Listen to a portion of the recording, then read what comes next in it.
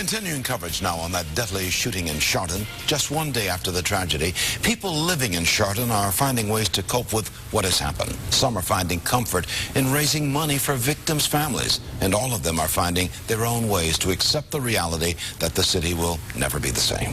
News Channel 5's Shay Harris has this report. After the sleepy town of Chardon was awakened by deadly gunfire at Chardon High School, the class of 2007 is offering these hearts for the heavy-hearted. They're decals that CHS alumni is hoping you'll buy to help the victims and their families. It says Chardon, February 27th, 2012. Basically, just peel them back, stick them on your car. Victoria Fetter is helping spearhead this effort. She says it keeps them from feeling helpless.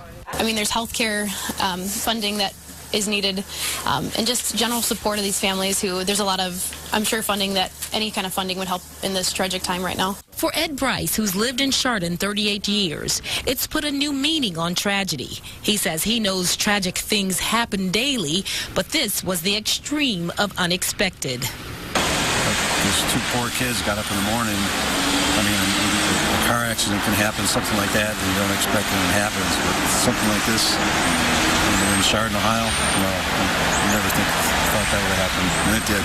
When you hear that many sirens right away, you think something tragic has happened, because I kept hearing them.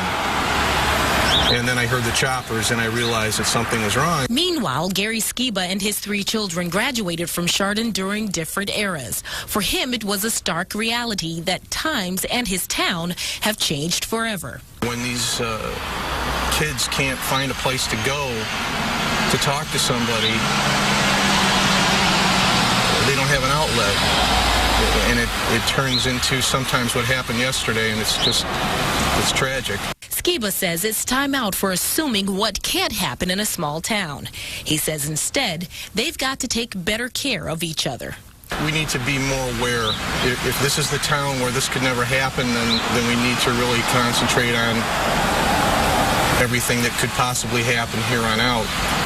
We need to watch over each other, protect each other. I mean, that's what this town is pretty much about. In Chardon, Shay Harris, News Channel 5.